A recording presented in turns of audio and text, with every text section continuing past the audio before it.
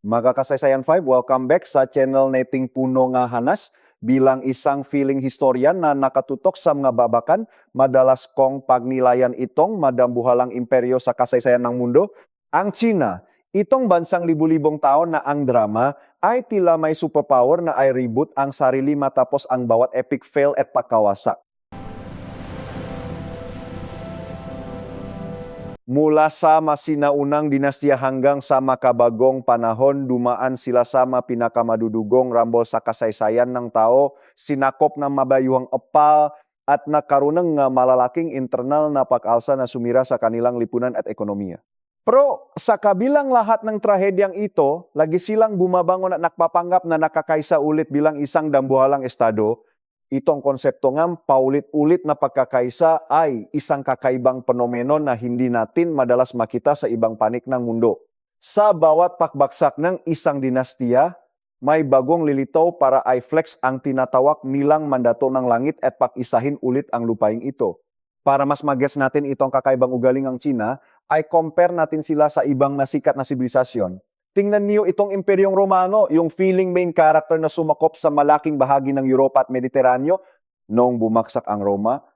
Ang teritoryo nito ay tuluyan ng nakbreak at naging mahiwa-hiwalay ng kaharian at never nang nakambek bilang isang nakakaisang estado sa ilalim ng isang gobyerno. O kaya naman silipin natin yung dambuhalang Imperyong Islamiko sa gitnang silangan na pagkatapos ng kanilang golden era ay nakawata-wata sa iba't ibang bansa at paksyon na nakikita natin hanggang ngayon. Ang kanilang kultura, wika, at nakakahilong, sistemang burokrasya ang nagsilbing matibay na pundasyon na nakbiki sa napakalaking populasyon na iba-iba naman ang etnisidad. Ang ideya na Tianxia o lahat ng nasa ilalim ng kalangitan ay hindi lang basta pilosopikal na konsepto kundi isang napakalakas na pampulitikang kagamitan. Sa bawat pagpapalit ng dinastiya, ang bagong bida, maging sila man ay madayuhang mananakop gaya ng mga Mongol o mga Manchu, ay inaangkin ang ideyang ito para gawing legit ang kanilang pamumuno at panatilihing buo ang imperyo. Ang sistemang ito ay naging napakabisa na kahit sa panahon ng matinding kaguluhan. Ang pangwakas na layunin ng bawat nak-away na paksyon ay hindi ang maktayong sariling malayang bansa, kundi ang sakupin, ang kabisera at pamunuan ang buong China. So, sa episode na ito ay kasaysayan bibe, magpapaka-intellectual muna tayo at tatanungin ang ultimate. What if ng mga feeling history expert, ano na lang ang mangyayari kung ang China ay tuluyan ng nag-disband at hindi na nag-reunion forever? Imagine niyo ang isang mundo kung saan ang dambuhalang lupain ng Asia ay hindi hawa ng isang feeling bida na estado, kundi watak-watak sa 12 ng malilit na bansa na walang ginawa, kundi makbardagulan para sa lupa at yaman, parang yung toxic na setup sa Europa. Ang unang senaryo ay yung never been born plot. Paano kung hindi naman talaga nabuo ang China bilang isang solidong imperyo ever? Ibig sabihin, yung OG na si Qin Shi Huang ay nag-flop sa pag-conquer at pag-unite sa mga nag-away na estado noong 221 BC. Kung nakataon, ang lupain ng China ay nanatiling watak-watak sa iba't ibang kaharian na may kanya-kanyang lengguwahe, kultura at pabibong sistema ng gobyerno na nag-evolve sana bilang mga independent na bansa sa loob ng maraming siglo. Ang second option at ang pagpipiestahan natin ngayon ay ang Great China Breakup nung dulo ng 19th century. Ito yung era kung saan ang dinastiyang Qing ay nasa cancel culture mode na dahil sa tindingang krisis sa kanilang pamumuno. Ang madayuhang klotsesas mula Europa at Hapon ay nakuunahan para makakuha ang sarili nilang sphere of influence o yung tinatawag nating teritoryo koto, wakang epal sa loop ng bansa. Isa itong napaka-critical na moment kung saan ang tadhana ng China ay parang relasyong toxic na kabitin na lang sa isang napakanipis na sinulit. Pero bago tayo mag-feeling export sa ating alternatibong senaryo, kailangan muna nating i-explain kung bakit parang linta ang China na hirap makawatak-watak sa totoong buhay. Napakaraming rason filosofiya, kultura, history, at pati na rin ang epal na tagalabas ang nagtutulong-tulong para manatiling buo ang imperyong ito sa usapang filosofiya. Itong si Confucianism ang nagtanim ng matinding pagpapahalaga sa hierarchy at pagiging sunod-sunuran sa emperador na parang mawalang sariling isip. Sa aspetong kultural naman, ang paggamit ng isang sistema ng pagsulat kahit paiba-iba ang daldal ng mga tao ay naging mabisang tool para sa komunikasyon at pagpapanatiling ang mga bida-bidang burokrata sa buong imperyo. Pagdating sa history, bawat rebelyong nagtagumpay ay laging anggol ay palitan ang nakaupong dinastiya at magari sa buong bansa, hindi ang gumawang sariling munting kaharian, pati na ang banta mula sa labas, gaya nga magaligaw na tribo sa Hilaga, ay madalas pang nagiging dahilan para makaisa ang sino sa pagtatanggol ng kanilang lupa. Ang factor na ito ang gumawa ng pundasyong kasing tigas ng semento na mahirap tibagin, pero siyempre, walang imperyong perfect at bawat sistema ay may hangganan ang tibay kahit gaano pa sila ka-feeling strong. Kung sakaling ang matibay na pundasyong ito ay gumuho noong 19 na siglo, asahan ang isang dambuhalang butterfly effect na yayanig sa buong mundo. Ang pakawalang isang main boss sa Asya ay mag-iwan ng isang malaking vacuum na mabilis na unahan ng ambisyosong warlord, mga grupong nag-alsa at mga bansang kanluranin na uhaw sa pananakop. Ang ekonomiyang mundo na umasa lang naman sa seda at porselana mula sa Tsina ay makakaranas ng matinding shock at pakbabago. Ang nagalawan ng mabansa gaya ng Britanya, Pransya at Rusya ay makiba mula sa simpleng pagtitinda tungo sa garapalang pananakop at pamamahala sa malalaking parteng Asya. Ang estrategikong balanse ng mundo ay tuluyang mawawasak at ang mga alyansang militar ay makakanya-kanya na depende kung sino ang makakakuha ng pinakamalaking slice sa hinating sina. Sa ating pag-analyze sa chapter na ito, titingnan natin kung paano ang isang tila simpleng palit-ulo sa lidrato o isang maling desisyon sa giyera ay pwedeng maging mitsaeng pakbaksa ang pinakamatandang sibilisasyon sa mundo. Ito ang mitsa ng ating alternatibong kasaysayan. Silipin natin ng maigi ang eksena noong ika-19 na siglo. Ang dinastiyang Qing na pinamumunuan ng Manchu na galing sa Hilaga ay nasa ruro ng kanilang pagiging flop. Ang gobyerno ay talamak sa korupsyon.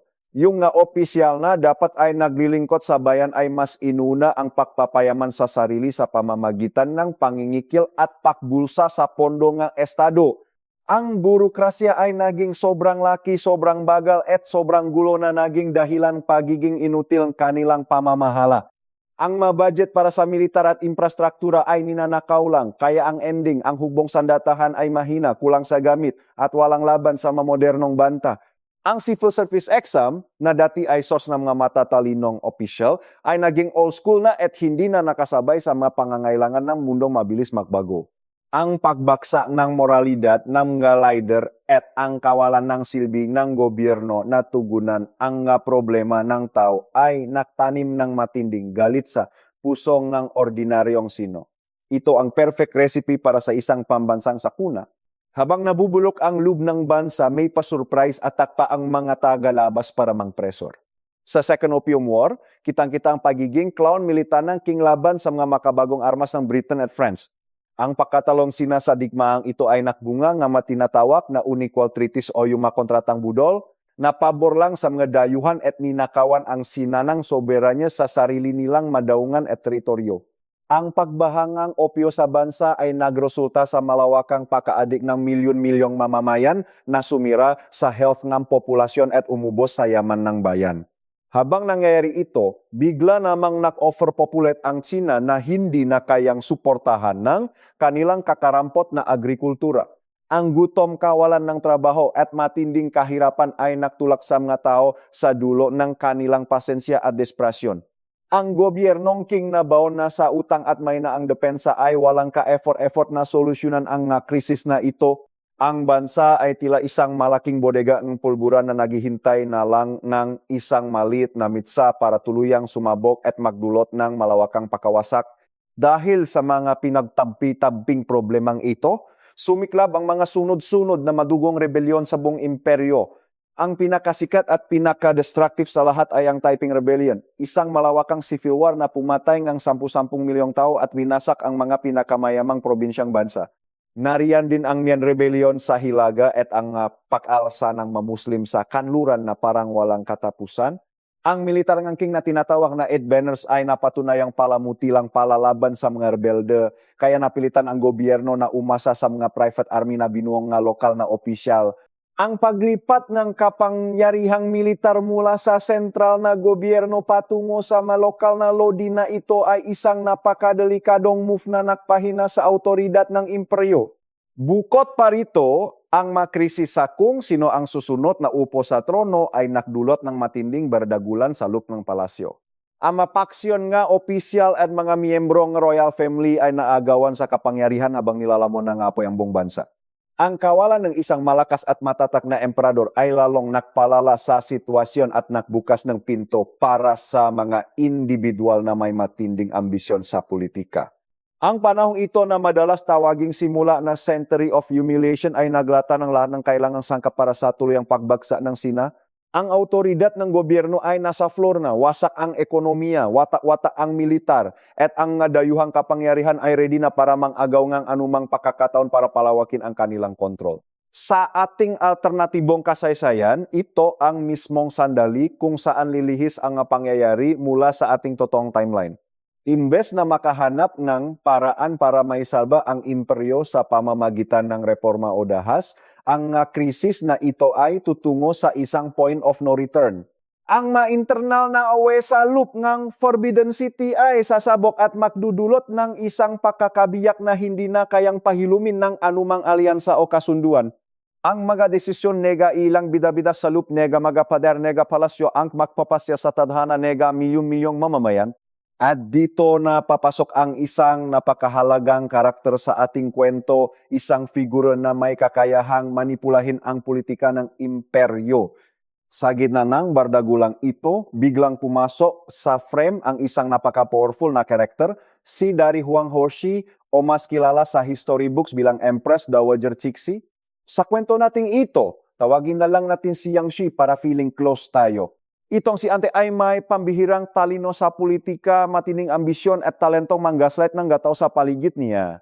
Nung natagi na ang emperador, nagawa ni Xi na kontrolin ang buong gobyerno habang nagtatago sa likod ng kurtina. Ginamit niya ang mother cut sa batang emperador para diktahan ang bawat desisyon ng korte, napaka-supportive na nanay talaga. Naging master siya maga intriga sa palasyo at ang galing niyang pegaway-awayin ang maga paksyon para siya langgang manatiling bida sa pewesto.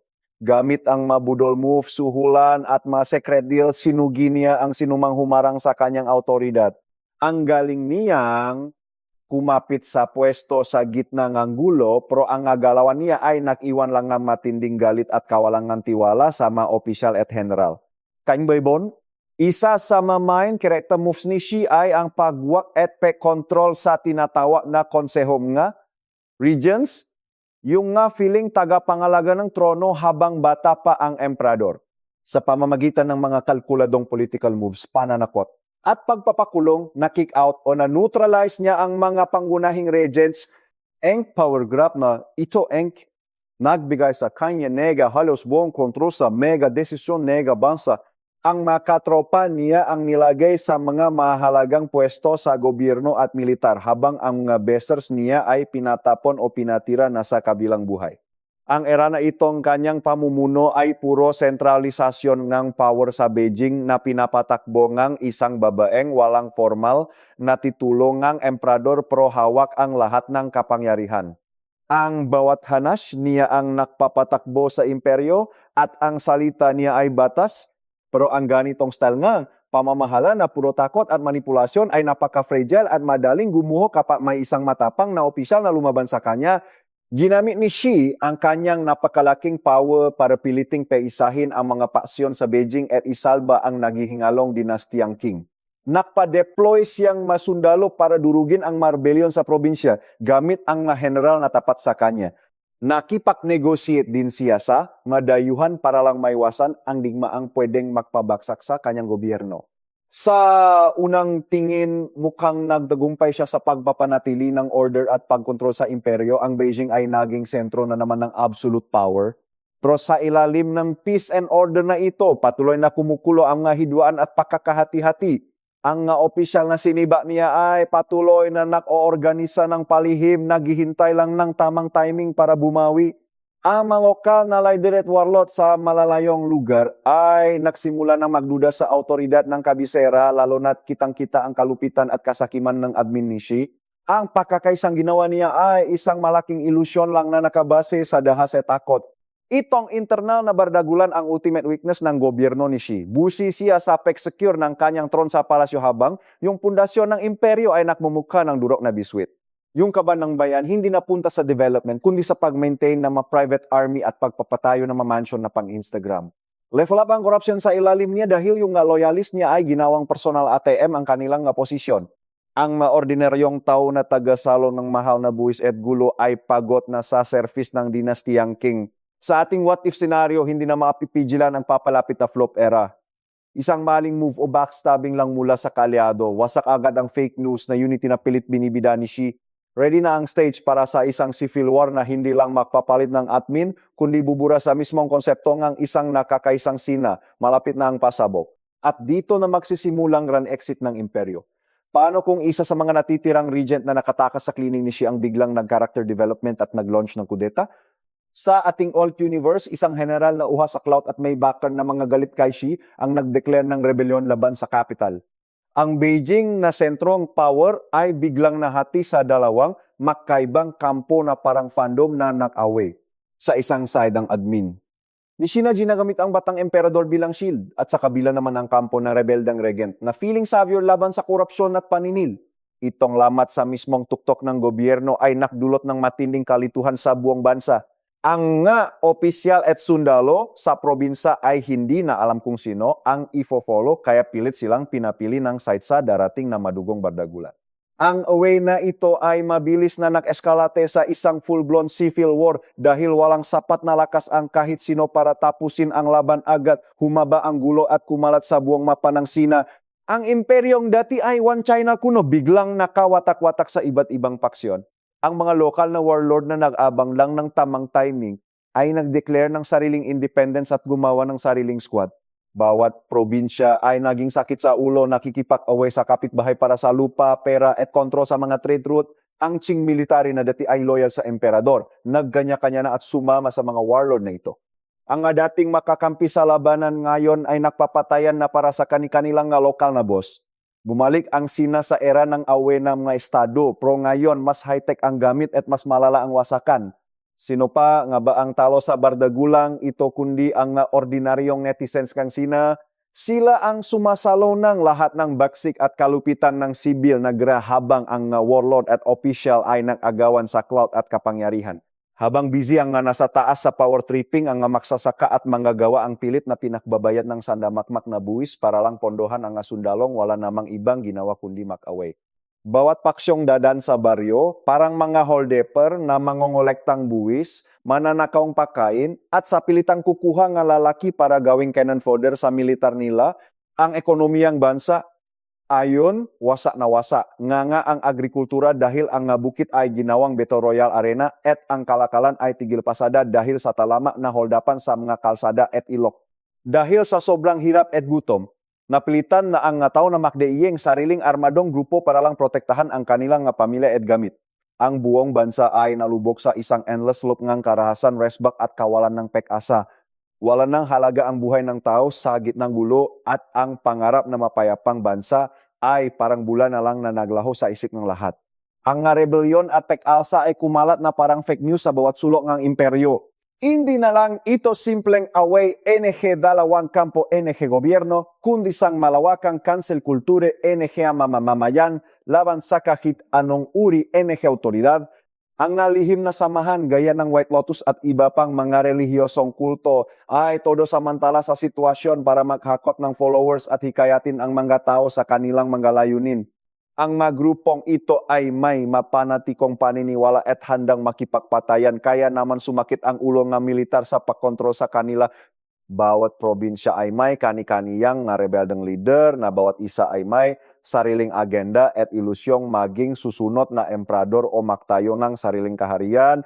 Ang sitwasyon ay naging sobrang gulo at komplikado na halos hindi mo na malaman kung sino ang kakampi o sino ang ahas. Ang Sina na dati ay bida sa Asya ay tuluyan ng na-collapse at naging isang malawak na battlefield kung saan wala ng batas at puro anarki na lang ang umiiral. Habang wasak na ang sentrong gobyerno, ang total chaos ay tuluyan ng namayakpak sa buong bansa. Ang maprobinsya sa kanayunan ang unang nagrebelde, senzo na ang mga buwis at pinalayas ang mga opisyal ng gobyerno na parang mga unwanted guests. Pero ang pinakamalaking banta sa teritoryo ng Sina ay galing sa mga malalayong border. Ang probinsya sa Hilagang Kanluran at Timog Kanluran na punong-puno nga etnikong minorya ay mabilis na nagosting sa kontrol ng Beijing.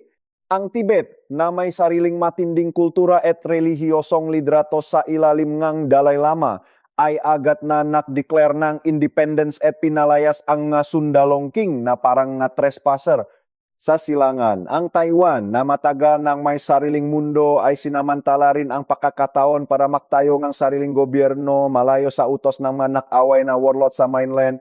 Ang malalaking bahagi ng teritoryo ng imperyo ay unti-unting naglalaho na parang buhangin na tumatagas sa mga daliri. Lalo pang lumala ang drama sa malawak na rehiyon ng Xinjiang at sa ilang bahagi ng Gitnang Asya. Itong maetnikong grupo na karamihan ay mga Muslim at manomadikong tribo ay matagal ng biktima ng special treatment na puro pang-abuso at diskriminasyon mula sa gobyernong King. Pinakasikat sa kanila ang pamumuno ni Jacob Bey, isang henyo sa militar na naktagumpay sa paggawa ng sarili niyang kaharian ng Kashkaria. Ginamit lang naman niya ang relihiyon at ang galit nege matla sa imperyo para pag-isahin ang mga tribo at bumuo na isang army na hindi basta-basta. Naging big time ang kaharian niya sa rehiyon at na-recognize pang ilang dayuhang bansa. Ang pakalas ng mga teritoryong ito ay hindi lang bawas lupa, kundi isang malaking sampal sa prestige at power ng Sina bilang isang feeling imperyo. Sa despradong pagtatangkang pigilan ang watak-watak na eksena, pinilit ng militar ng King na ikalat ang kanilang tauhan sa napakaraming iba't ibang giyera. Itong strategy nilang mag-overextend ng depensa ay naging mabilis na tiket lang pala nila patungo sa pagkatalo. Ang masundalo naman gutom na, pagod pa sa walang katapusang paglalakbay at wala nang gana dahil puro talo na lang ang balita. Ang manatitirang opisyal at mga regen sa kabisera ay naging inutil at walang kakayahang makpadala ng sapat na reinforcements para suportahan ang general nilang naghihingalo sa mga probinsya. Bawat unit na militar ay kanya-kanya ng diskarte para mabuhay at marami sa kanila ang na-decide na sumuko na lang o kumampi sa kalaban para manatiling buhay. Ang dating kinatatakutang army ng imperyo ay naging hamo na lang, wala ng dating. Dahil walang matinong, utos at malinaw na plano, tuluyan ang nahulo sa bangin ng pagkawasaang militar ng King. Wala nang ibang maasahan ang bansa kundi ang sarili nilang kamalasan sa gitna ng matinding krisis na ito. Dahil wala ng kontrol, naksulputan ang mafiling hari at magobyernong hawa ng mawarlord sa bawat sulok ng Sina. Ang mapang bansa ay parang basak na salamin, punong-punong dos-dozen ng malilit na estadong nakagawan sa matira-tirang yaman at lupa. Ang pangarap ng tao na matapos na ang giyera ay tuluyan ng naging drawing. Buong bansa ay nabaon sa isang madilim na kabanata ng kasaysayan kung saan gulo at patayan na lang ang namamayani. Walang sinuman ang ligtas at ang future ng China ay kasing labo ng usapan niyo ng Exmo. Sobrang lala na nga sitwasyon na pati ang mga matatalinong leader at general ay sumuko na sa pangarap na muling pag-isahin ang bansa. Ang pagguho ang imperyo ay hindi lang basta usaping politika o militar, kundi isang trahediyang sumira sa kultura, lipunan at kaluluwangang nasyon. At habang nangyayari ang lahat ng ito, ang dayuhang bansa ay silang nananonot na abang ng tamang timing para makisoso at isulong ang sarili nilang agenda sa naghihingalong imperyo. Dito na pumasok ang dakilang bida-bida nating madayuhan, ang Western powers, partikular ang Britain at France ay hindi pinalampas ang pagkakataong mag-feeling hero.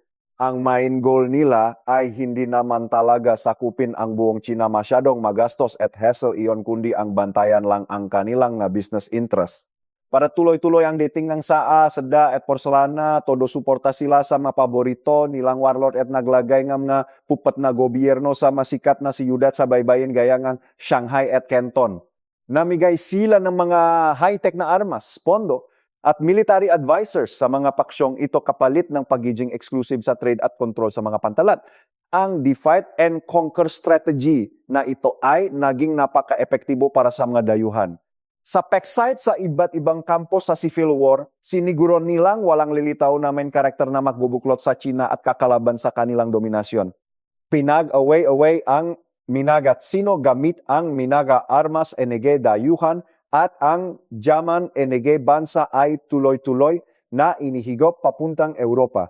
Habang bisi ang nga Westerner sa mapampang sa silangan et timok, ang Rusya naman sa hilaga ay nakakitang golden opportunity para mangagaw ng teritoryo. Sinamantala ng magaruso ang matinding gulo at ang pagiging inutil ng gobyernong King para agresibong angkinin ang malalawa na rehiyon sa border gaya ng Manchuria, Outer Mongolia at pati bahagi ng Xinjiang.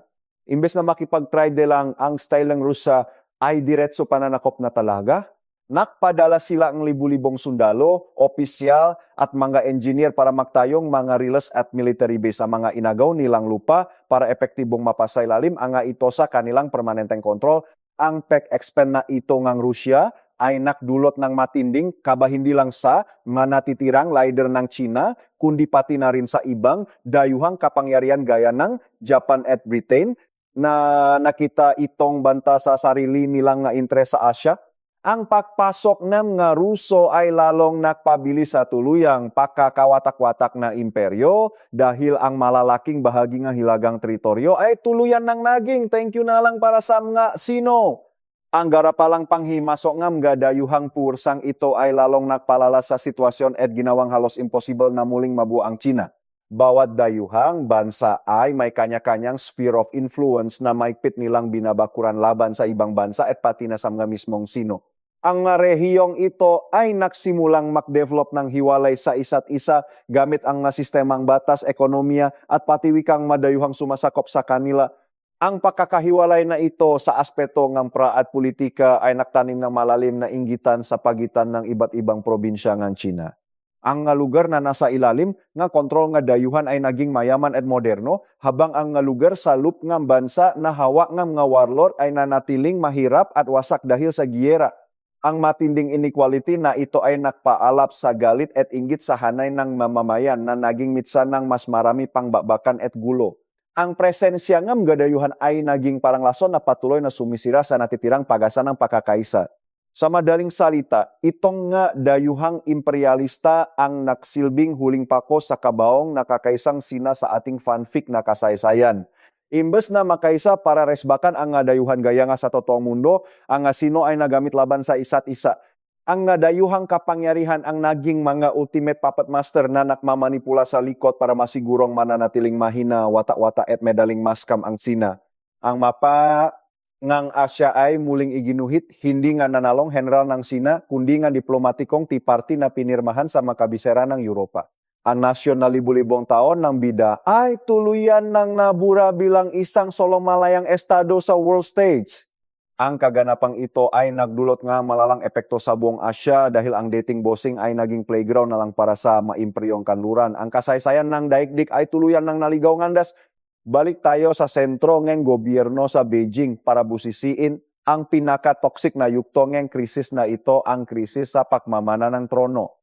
Habang ang buong bansa ay nakakawatak-wata at ang dayuhan ay nanggugulo, ang trono ng imperyo ay hawak ng isang napakabatang emperador na wala namang kamuwang-muwang sa pamumuno. Dahil sa kanyang pagiging minor de edad, ang tunay na kapangyarihan ay pinaagawan ng manatitirang regen, opisyal at mga miyembro ng maharlikang pamilya na parang magutom na buhaya. Ang bawat araw sa palasyo ay puno nga sabuatan, backstabbing at patayan habang ang bawat grupo ay nakunahan na makuha ang kontrol sa batang emperador para gamitin siyang puppet para sa sarili nilang agenda. Sa gitnang badagulang ito, nagawa muling agawin ni Xi ang kontrol sa Beijing sa pamamagitan ng isang madugong kudeta. Gamit ang kanyang natitirang loyalis na general at mga bayarang sundalo, nilinis niya ang palasyo mula sa kanyang gakawe at muling itinatak ang kanyang sarili bilang ang nag-iisang main character ng imperyo. Pro ang kanyang tagumpay ay pang story lang, panandalian lang talaga. Kahit pahawak niya ang kabisera, ang kanyang autoridad ay senzon na lang sa labas ng napader ng lungsod. Ang kanyang pamahalaan ay naging isang maliit na isla sa gitna na nakbabagang dagat ng digmaan at rebellion. Kahit gaano pa siya kabibo at katuso sa politika, hindi na niya kayang ibalik ang tiwala at katapatan ng mamamayan at ng militar na tuluyan ng nawasa. Lalong naging desperado ang eksena ng gatropang Rusya na matagal nang nakabang ng cloud sa Manchuria ay nagsimulang rumampa patungong timok.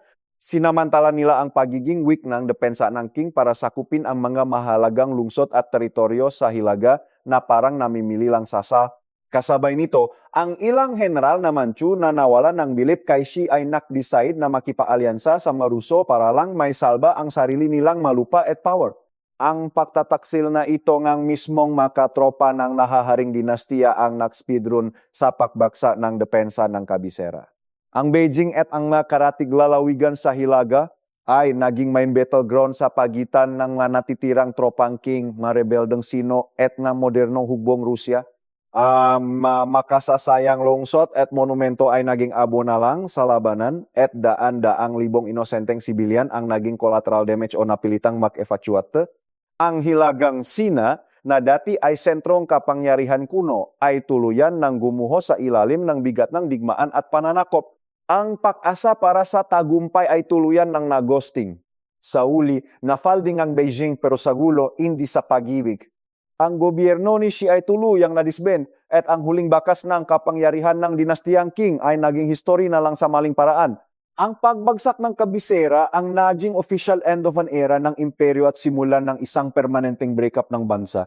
Walang bagong dinastiya ang pumasok sa eksena para palitan ang Qing. Sa halip, ang bansa ay naging wata-wata sa ilalim ng mga warlord dayuhan at mga grupong na-declare ng sariling kalayaan. Ang krisis sa pakalili na nagsimula bilang chismis sa Forbidden City ay nauwi sa total destruction ng buong bansa.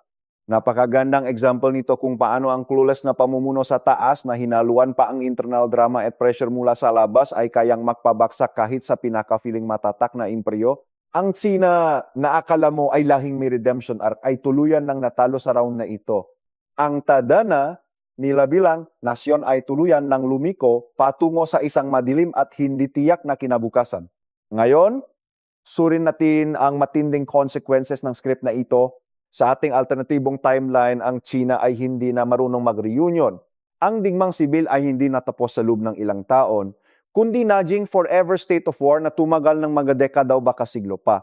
Ang mga probinsyang kumala sa imperyo ay naging independent yarn. Bawat isa ay may sariling gobyerno, militar at identity na pilit na pilit.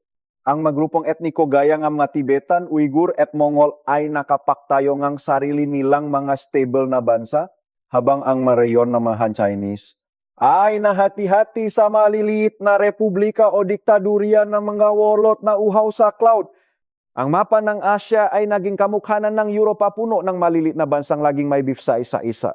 Ang pandaigdigang balanse nga pangyarihan ay tuluyang na-shake dahil wala ng isang big boss sa silangang Asya na pwedeng rumesbak sa dominasyon ng nga kanluranin at ng imperyo nga po na feeling bida na rin. Itong permanenteng pagkawatak-watak ay bunga lang naman ng nakakasulasok na kombong palpa na pamamahala, bardagulang etniko at ang walang katapusang pakikisawso ng nga dayuhan. Dahil wala matinong gobyerno sa gitna, ang nga simpleng away kapitbahay ay naging full-blown na gera. Tudugatong naman ang dayuhang power sa pamamagitan ng pag-abot ng armas sa iba't ibang paksyon para lang manatiling mahina at sunod-sunuran ang rehiyon. Ang ekonomiya, nenga pira-pirasong rehiyon ay nakasabit pa rin sa laylayan, nenga kanluranin, habang ang tech at industriya ay nganga dahil sa walang humpay na gulo. Ang mataw sa dating imperyo ay lunot sa hirap, gutom at dahas habang ang malikas na yaman nila ay sipsip sarap na kinukuhang ng madayuhang kumpanya. Ang pangarap na maunlad at payapang bukas ay naging drawing na lang para sa milyon-milyong taong naiwan sa maguho ng imperyong ito. Ang pinakamalalang plot twist dito ay ang tuluyang paglalahong mismong ideyang isang nakakaisang Sina. Libu-libong taon ding naniwala masinosatiang siya at sa kailangang may isang boss sa gitna.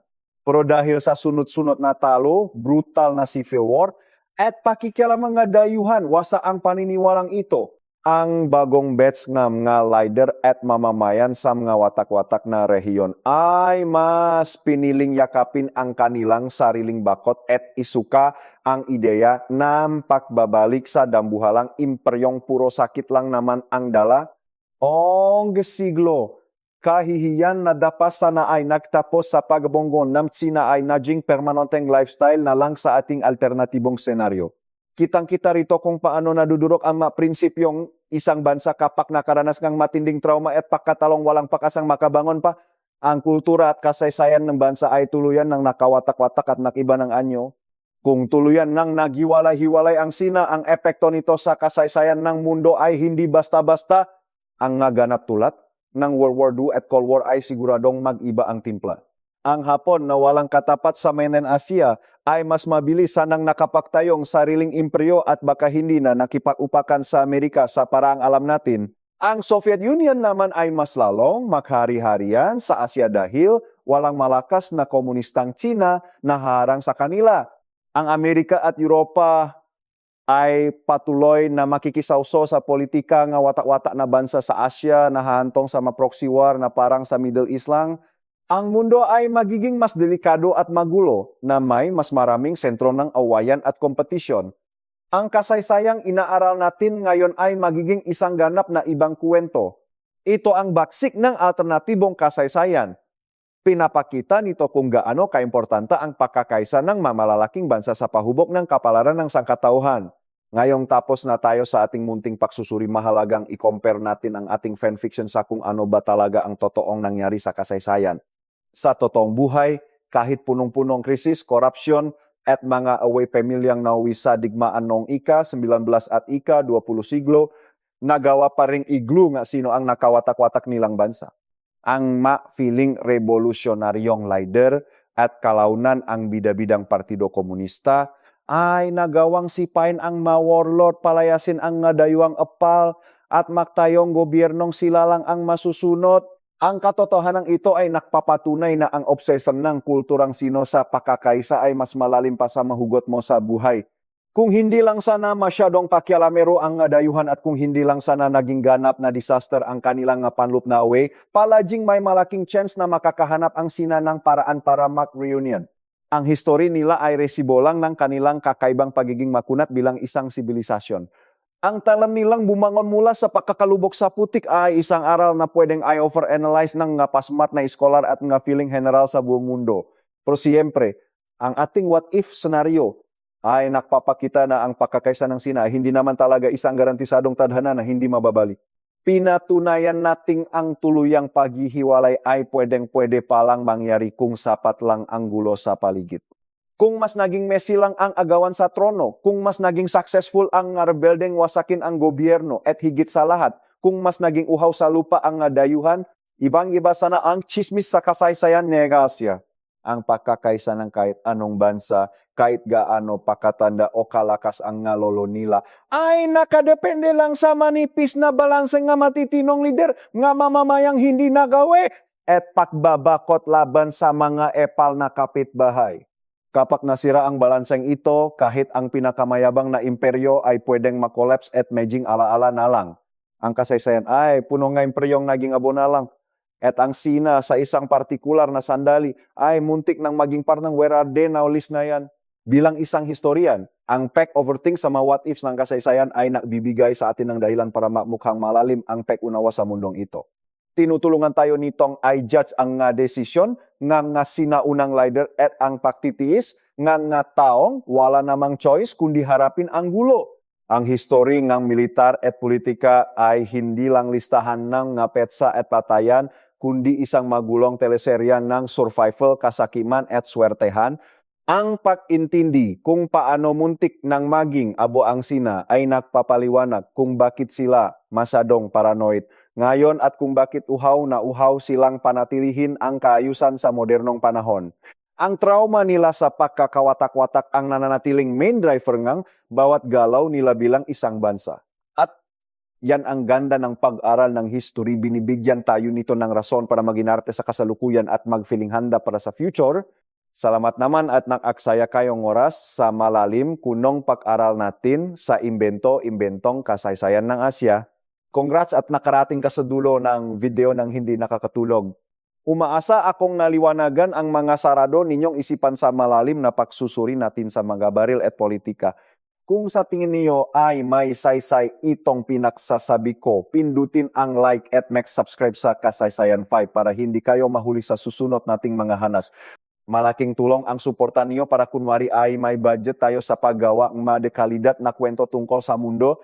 Mag-iwan na rin kayo ng kuda sa baba kung ano ang masasabi niyo sa senaryong ito o kung may iba pa kayong gustong pag-awayan nating paksang pangkasaysayan. Kunwari ay na-touch talaga ako sa suporta niyo. Hanggang dito na lang muna, ito ang Kasaysayan Vibe, napilit kayong inaanyayahang silipin ang mga nakakahilo nating kwento ngang nakaraan. Paalam at bahala na kayo sa buhay niyo.